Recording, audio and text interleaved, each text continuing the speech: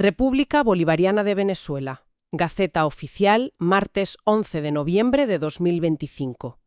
Hoy el análisis se centra en una serie de designaciones y resoluciones que, a primera vista parecen no tener ninguna conexión entre sí. Pero vaya si la tienen. Exacto. Tocaremos varios ministerios clave: educación universitaria, ciencia y tecnología, transporte, cultura y luego, con especial detenimiento, el Ministerio Público. Efectivamente. Es que lo que tenemos delante es más que una simple lista de decretos, ¿no? Es, yo diría, una radiografía de la maquinaria del Estado en pleno movimiento. Totalmente. Si leemos un poco entre líneas, veremos cómo se ejerce el control, cómo se proyecta una ideología y, sobre todo, dónde se están enfocando los esfuerzos económicos y de seguridad. Hay una narrativa que lo une todo. Pues si te parece, empecemos por la parte económica, porque es donde he visto el contraste más llamativo. Está en el Ministerio de Transporte.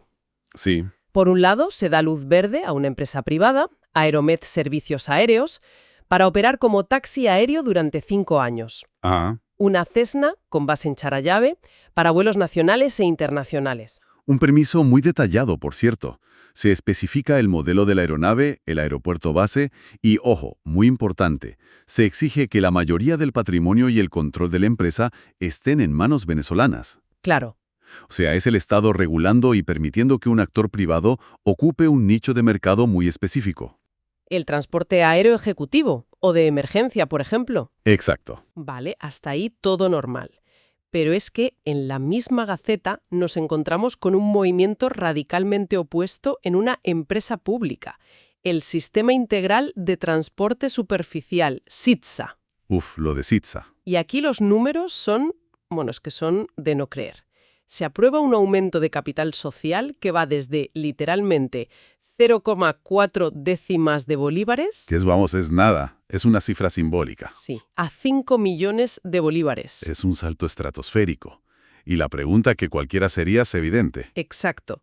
¿Cómo es posible que una empresa estatal de transporte masivo, con autobuses por todo el país, llegue a tener un capital social de menos de un bolívar? Claro. ¿Es una formalidad contable por la hiperinflación del pasado? ¿O es que la compañía estaba técnicamente en quiebra y esto es una refundación en toda regla? Pero que es una mezcla de las dos cosas. Por un lado, la reconversión monetaria y la inflación pulverizaron los valores nominales de los capitales de muchas empresas, ¿sabes? Sí, los convirtieron en cifras ridículas. Exacto, simbólicas.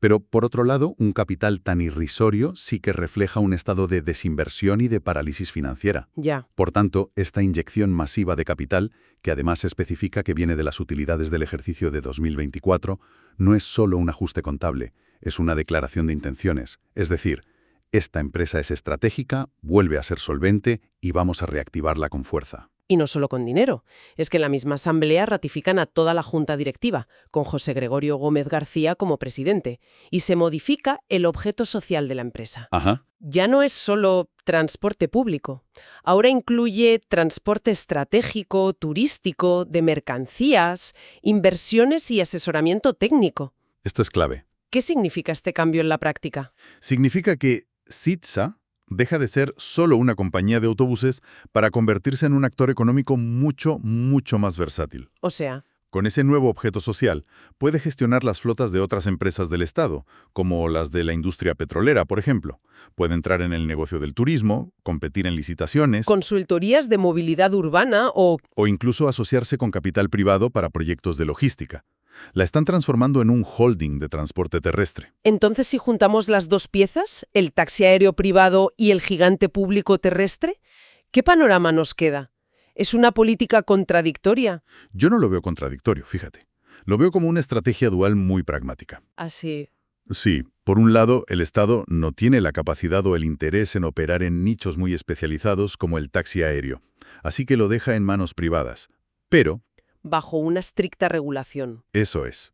Y por otro, en el transporte masivo y estratégico por carretera, que considera vital para la economía y el control social, ahí no solo no cede terreno, sino que lo refuerza con una inyección de capital brutal. Un modelo de economía mixta dirigido desde el Estado, entonces. Exactamente. Vale, entiendo esa lógica económica.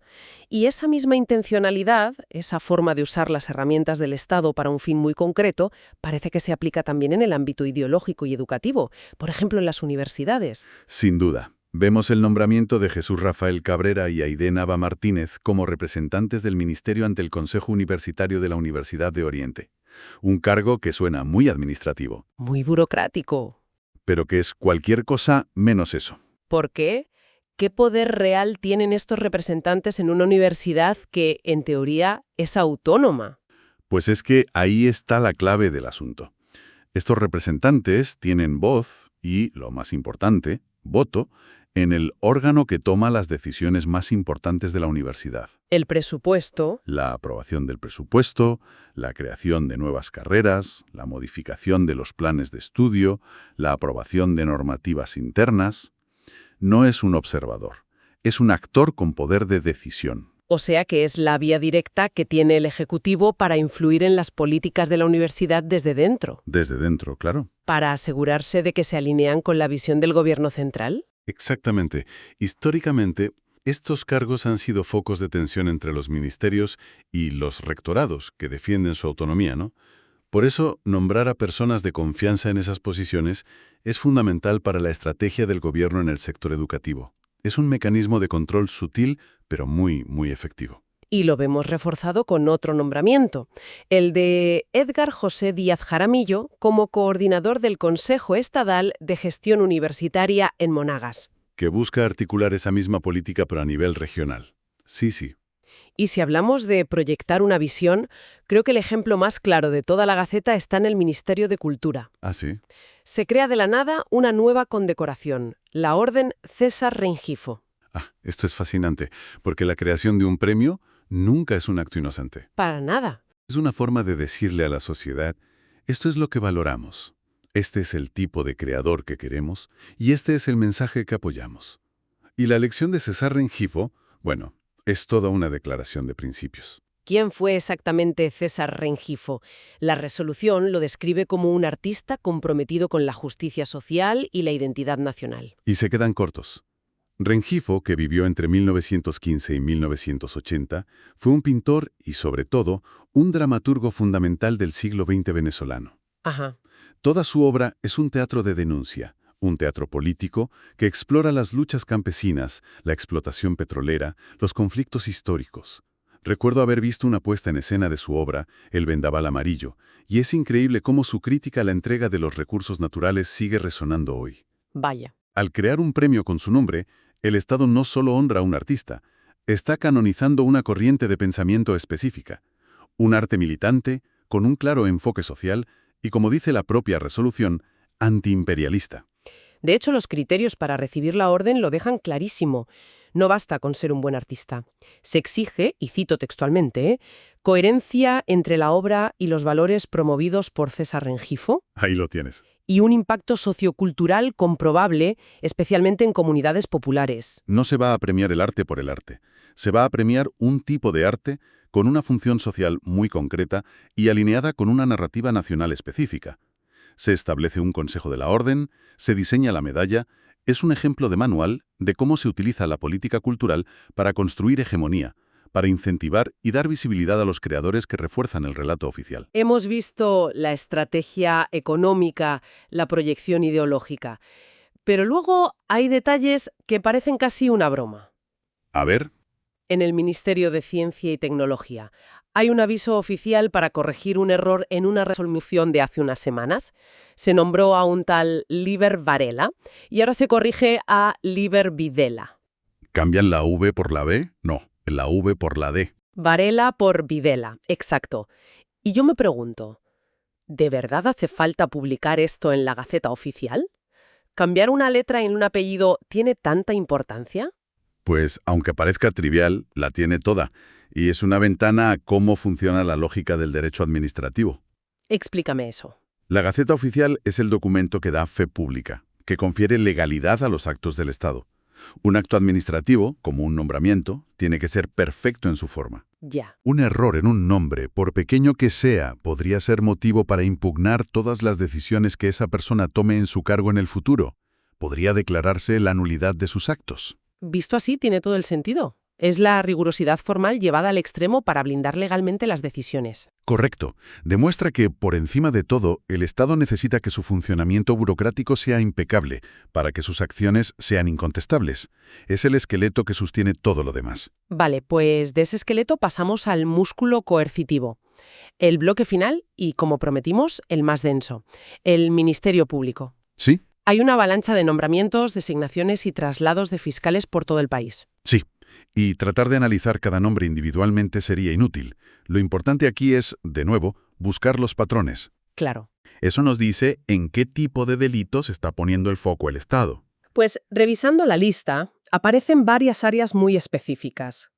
Por ejemplo, se nombra a Yaneris Pinto Belisario en la Fiscalía 86 Nacional, Ajá. que tiene competencia en defensa ambiental y fauna doméstica.